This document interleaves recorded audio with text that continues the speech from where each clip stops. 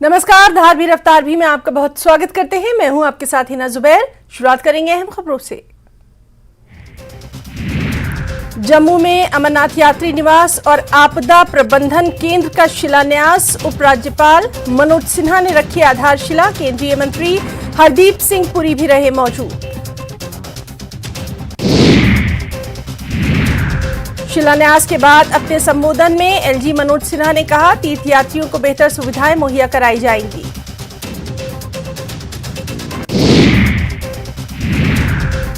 यात्री निवास की क्षमता 2000 तीर्थयात्रियों की। एलजी मनोज सिन्हा ने कहा, श्रीनगर में भी यात्री निवास बनाया जाएगा। हरदीप सिंह पुरी ने कहा, इस प्रोजेक्ट के लिए 51 करोड़ रुपए का किया था इंतजाम और भी प्रपोजल्स को मंजूरी देने का दिलाया यकीन। कहा, शिवजी से अकीदत रखने वाले पीएम मोदी कोई कसर बाकी नहीं रखना चाहते। जम्मू कश्मीर में आर्टिकल 370 के हटने के बाद तरक्की का नया दौर जारी। मोदी सरकार ने 9 साल में वो कर दिखाया जो पिछले कुछ वर्षों में नहीं हो सका। केंद्रीय मंत्री हरदीप सिंह पुरी का बयान। बारामूला पुलिस ने नाका चेकिंग के दौरान 4 नशा तस्करों को किया गिरफ्तार। नशा तस्करों के पास से 170 ग्राम चरस, 5 किलोग्राम पॉपी स्ट्रॉ बरामद, मोटरसाइकिल जब्त, मामला दर्ज। राजौरी पुंछ हाईवे पर पेड़ गिरे। बथुनी इलाके में गिरे पेड़, आधा घंटा सड़क रही जाम। कठुआ में बेकाबू ट्रक दुकानों में जा घुसा। दुकानों के गिरने से बड़ा नुकसान। लोगों ने सड़क पर तेज रफ्तार गाड़ियां चलाने वालों पर लगाम कसने की है इंतजामिया से मांग। जिला कठुआ के जनरल बस स्टैंड के करीब देर रात सड़क हादसा। हटली मोड़ से आ रहा एक सीमेंट से भरा ट्रक दुकानों को तोड़ता हुआ दुकानों के अंदर जा घुसा। गनीमत ये रही कि दुकानें बंद थी, जानी नुकसान नहीं हुआ। ड्राइवर मौके से फरार। भदरवा के 30 तालिब इल्मों के एक ग्रुप ने भारत दर्शन टूर के लिए रवाना। पहाड़ी जिला डोडा के दूरदराज इलाकों में रहने वाले पसमानदा नौजवानों को मुल्क की रंगारंगी देखने का ये सुनहरी मौका।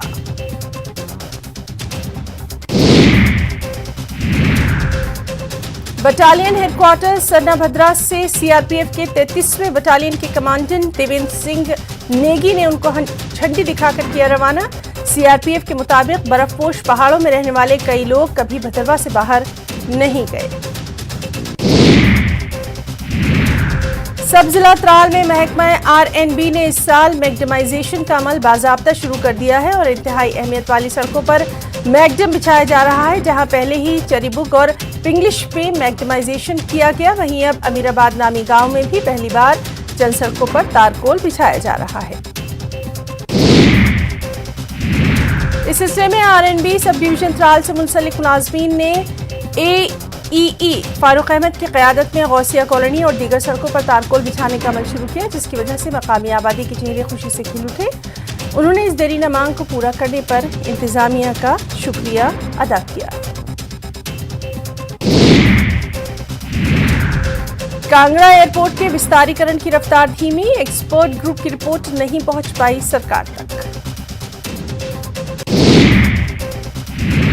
सुक्खू सरकार जनपद कांगड़ा को पर्यटन राजधानी बनाने की कर रही है कोशिश। एयरपोर्ट के विस्तारीकरण के बिना संभव नहीं है। यही वजह है सुक्खू सरकार ने अपने पहले बजट में एयरपोर्ट के विस्तारीकरण के लिए 2000 करोड़ रुपए का प्रावधान रखा है।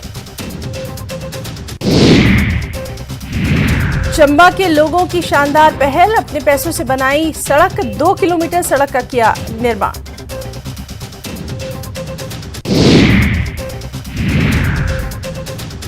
चंबा जिले के अंतर्गत आने वाले विधानसभा की भावला पंचायत के पदरोलू से डिगा, अकटोक, देहरू, खुशनगरी, देहरा, बोली, नैला के लिए संपर्क मार्ग का लाभ।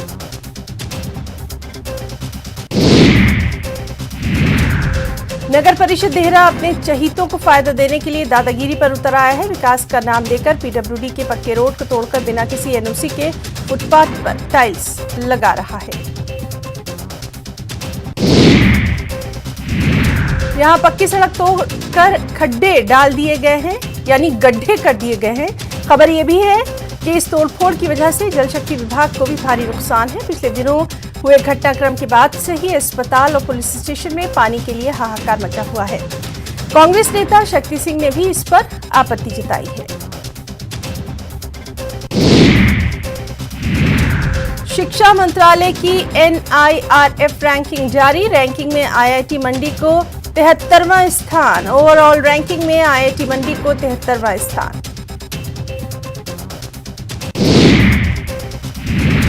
100 संस्थानों में हिमाचल का ये इकलौता संस्थान है। चौधरी सरवन कुमार हिमाचल प्रदेश कृषि विश्वविद्यालय को 168वां रैंक, निजी विश्वविद्यालय शाली university of biotechnology and medical science को 139वां रैंक। हिमाचल में 2 मेडिकल कॉलेजों को मिले नए प्रिंसिपल। मेडिकल कॉलेज नाहन और मेडिकल कॉलेज चंबा को मिले नए प्रिंसिपल। डॉक्टर राजीव तुली medical college Nahan, doctor SS Dogra medical college Chamba के नए प्रिंसिपल। सरकार ने जारी किए आदेश।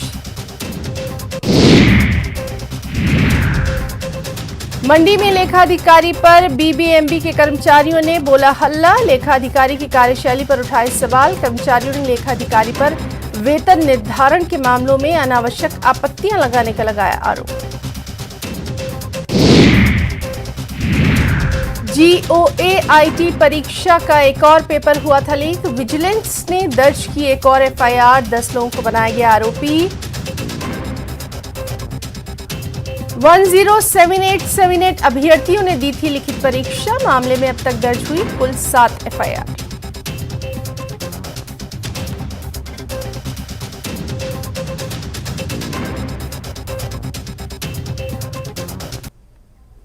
हाउसिंग और शहरी उमूर के मरकजी वजीर हरदीप सिंह पुरी जम्मू के दौरे में कई प्रोग्रामों में शामिल रहे। हरदीप सिंह पुरी ने जम्मू डिवीजन में अपनी वजारत के तरक्याती प्रोजेक्ट्स के निफाज का जायजा लेने के लिए ये दौरा किया। इस मौके पर जम्मू कश्मीर लद्दाख हिमाचल के सीनियर एडिटर तेजेन सिंह सोडी ने हरदीप सिंह पुरी से एक्सक्लूसिव बातचीत की है। हरदीप पुरी ने कहा कि आर्टिकल 370 और 35A हटने के बाद जम्मू कश्मीर में तेजी से तरक्की हो रही है। हरदीप सिंह पुरी ने कहा कि मोदी हुकूमत मुल्क के तमाम शोबों की तरक्की कर रही है। हरदीप सिंह पुरी 2 दिवसीय जम्मू कश्मीर के दौरे पे आए हुए हैं। आज वो जम्मू आए, कई मीटिंग्स, पार्टी की मीटिंग्स उन्होंने ली, कई लोगों से यहां पर मिले। अभी उनसे बात करते हैं। सर, न्यूज 18 से बात करने के लिए आपका धन्यवाद। सर, जम्मू कश्मीर का दौरा, 9 साल मोदी बेमिसाल। सर, कैसे आप देख रहे हैं? सर, कैसे आना हुआ आपकी विजिट का? सर देखिए, 9 वर्ष पहले मई 2014 में मोदी जी ने दायित्व संभाला था। तो आप ये देखिए कि उस समय जो विकास का कार्य आपने देखा था 1947 से लेकर 2014 तक, और 2014 के बाद जो काम हुआ, तो मेरी आपको सबमिशन है कि ये 9 साल में सिर्फ आंकड़े ही नहीं, जो डोमेस्टिक मैं बताऊंगा आपको कि यहां सबसे बड़ा रोड टनल बन गया यहां पे, या इतने करोड़ 12-14 करोड़ शौचालय बन गए, या प्रधानमंत्री आवास योजना में ग्रामीण और शहरी क्षेत्र को जोड़ के 3 करोड़ आवास दिए गए। हम दुनिया में 5th लार्जेस्ट मेट्रो सिस्टम हमारा बनाया गया। अब 3रे नंबर पे हम जाने वाले, और फिर 2रे नंबर पे हमारा सिविल एविएशन ग्रो कर रहा है। मैं आंकड़ों की बात नहीं कर रहा हूं। एक मैं ओवरऑल आपको फिगर देता हूं कि जम्मू और कश्मीर में धारा 370 और 35A के हटाने के बाद जिस गति से विकास का कार्य बढ़ा है, एक, और हम विश्व में 2014 में जब हम 10वें स्थान पे थे हमारी अर्थव्यवस्था, हम वहां से चलते चलते 5वें स्थान पे आ गए। और इस समय हमारी 3.83 करोड़ की 3.83 ट्रिलियन की हमारी अर्थव्यवस्था है। हमारे से जो आगे इकोनॉमीज हैं, जर्मनी और जापान, 4.3 ट्रिलियन $, हम उनसे आगे निकलने वाले बहुत जल्दी। तो कहां हम 1947 में 190 साल की अंग्रेजों की हुकूमत के बाद हम दुनिया में 25% GDP कंट्रीब्यूट करने वाली इकोनॉमी 1750 में गिरते गिरते सिंगल डिजिट पे आ गई थी। और अभी मोदी जी ने यह कहा कि उनका ये संकल्प है कि अमृत काल, जब हम 100 वर्ष हो जाएगा देश का एज ए इंडिपेंडेंट कंट्री, हम एक विकसित देश हों, और साथ में सिर्फ विकसित देश ही नहीं, जो हमारा कॉलोनियल माइंडसेट उसको हटाया जाए। तो उसके कई एक्सप्रेशंस हैं।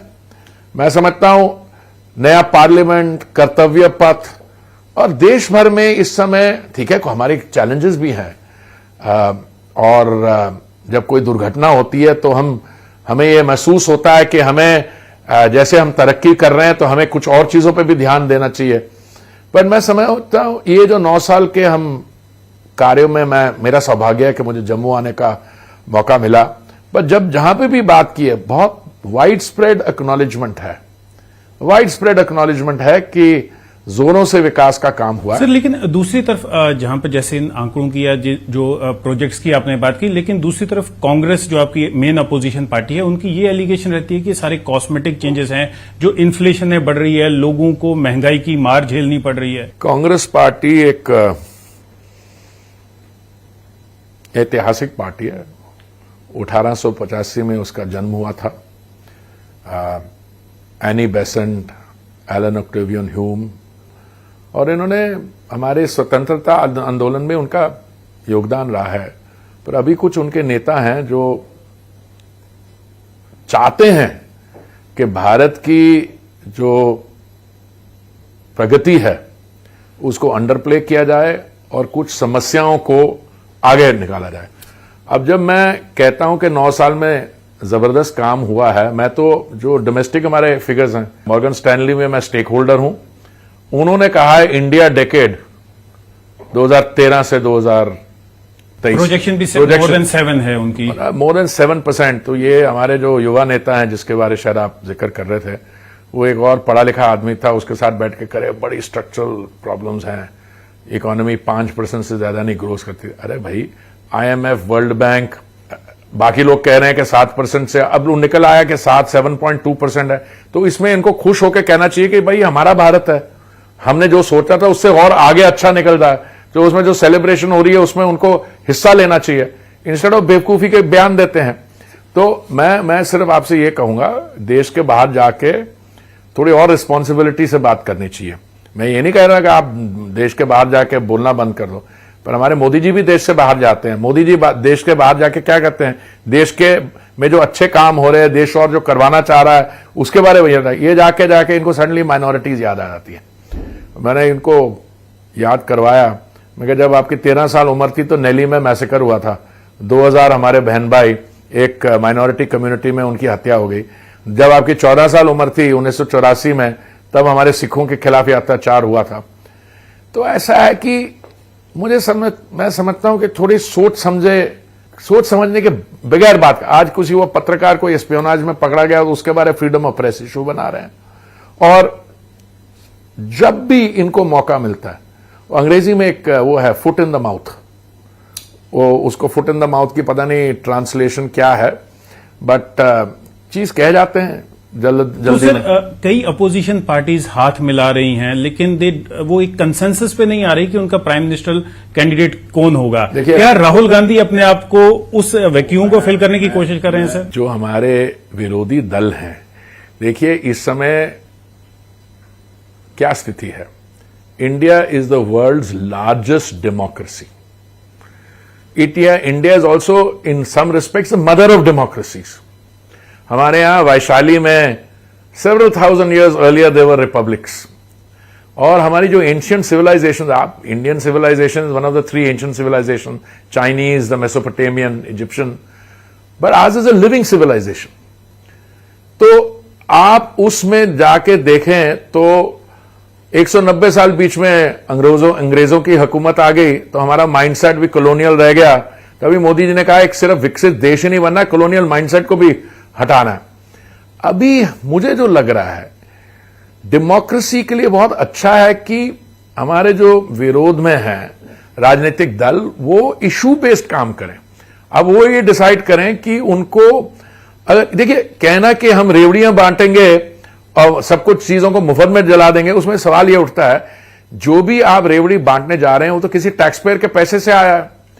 तो मैं मानता हूं कि महामारी के दौरान जब एक अर्थव्यवस्था बिल्कुल बंद थी, उस समय मोदी जी को जरूरी पड़ गया कि दिन का 3 समय का ड्राई राशन हर एक भारतीय नागरिक को जो जिनकी जरूरत है मिले, वो मार्च अगले तक कंटिन्यू कर रहा है।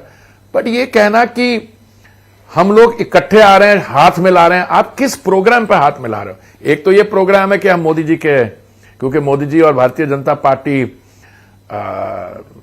सफल है, 2014 में भी जीते थे, 2019 में भी, इसलिए हम उनके खिलाफ हैं। एक तो वो है।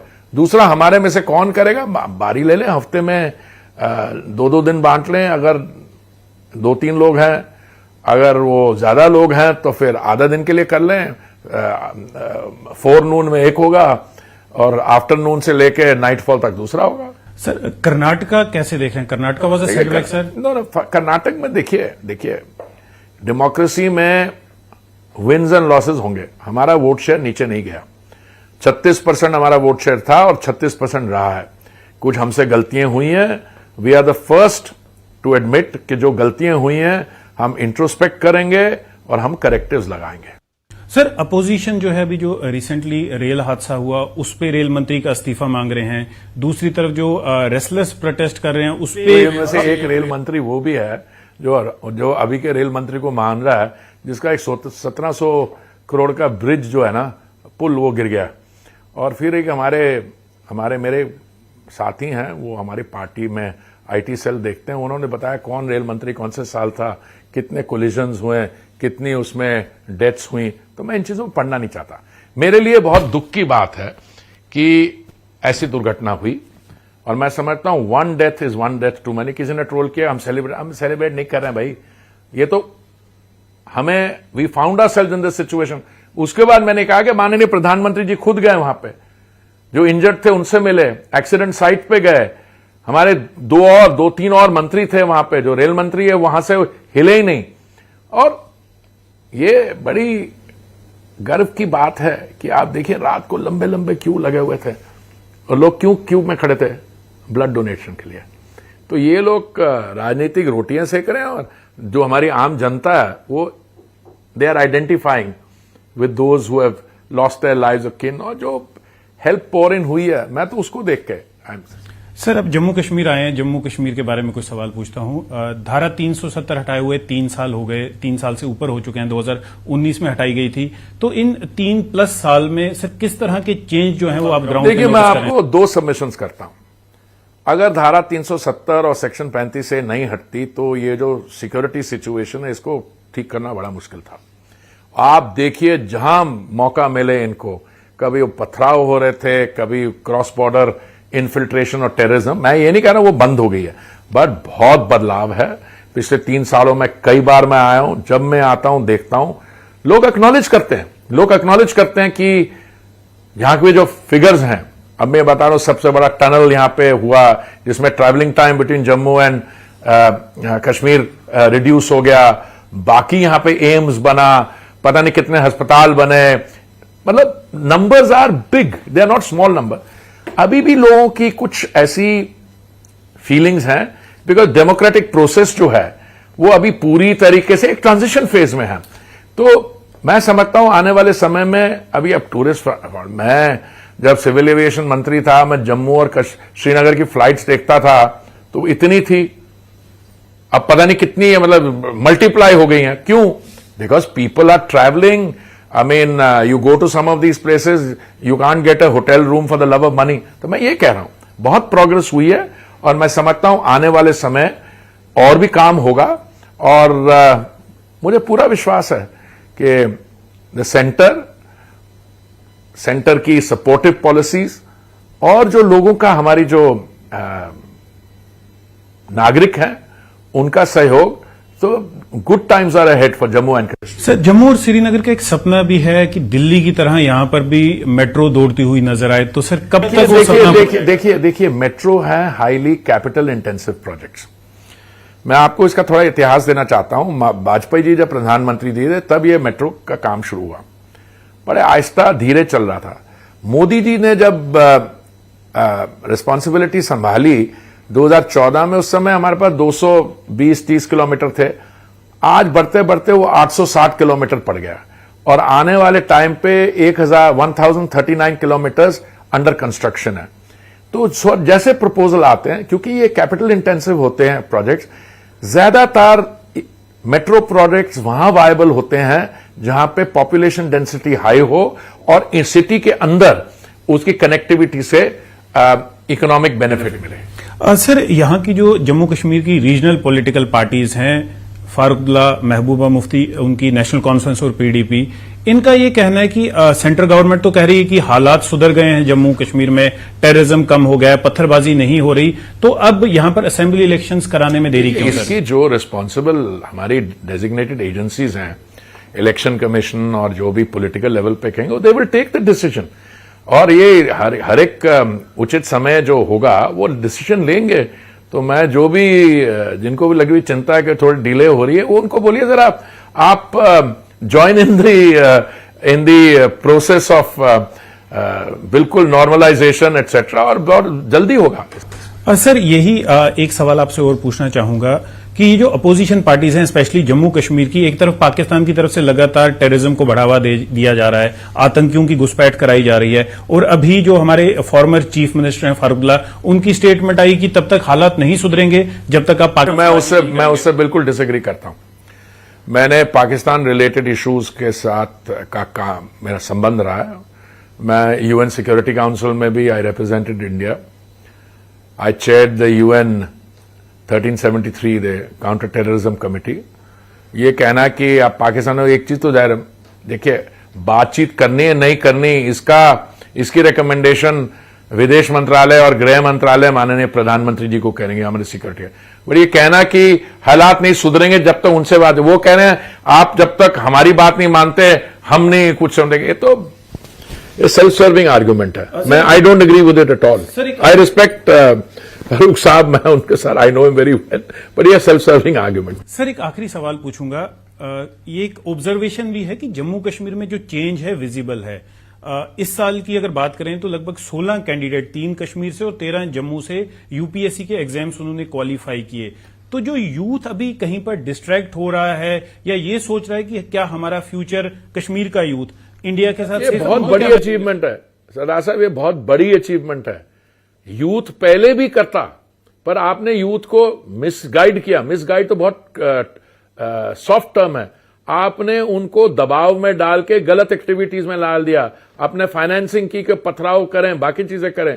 ये तो I am personally I was present in the house in the Rajya Sabha जिस दिन 370 लाए हम, तो मैं तो समझता हूं बहुत एक very great day in Indian history that इतने सालों से ये हमको करना था।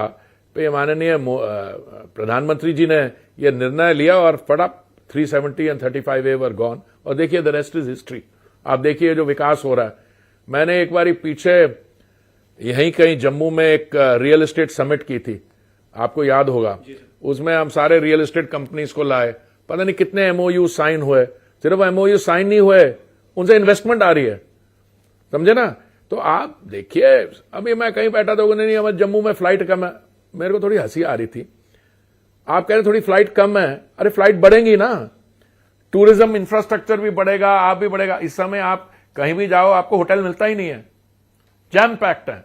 और फ्लाइट से इसमें आया था, एक सीट नहीं थी। मैं तो इसलिए कह रहा हूं, कहां हम थे, बिल्कुल ही एडवाइजरीज होती थी कि आप नहीं जाओ जम्मू और श्रीनगर। मैं तो मेरे एक रिश्तेदार का 50th बर्थडे था, वो बाहर रहते हैं, उन्होंने आके सेलिब्रेट किया। मैं तो हैरान था, मैंने सुना, जब मैं देखा अंदर जाके क्या टूरिज्म पे प्रेशर है इस समय। वो जो प्राइवेट जो भी आप कहते हैं यहाँ पे वो जो रहने की जगह होती है वो भी नहीं मिल रही। तो मैं बधाई देना चाहता हूं यहाँ लोगों को कि जो पोस्ट आर्टिकल 370 एंड 35A जो डेवलपमेंट्स हुई हैं, और जो मैं अभी 9 साल में भी मैं देख रहा हूं जो इनके आंकड़े हैं हर एक केंद्रीय योजना के बारे, it's a very reassuring thing. Sir, thank you so much sir. News 18 से बात करने के लिए बहुत बहुत धन्यवाद सर। Thank you. तो ये थे केंद्रीय मंत्री हरदीप सिंह पुरी। देखते रहें न्यूज 18।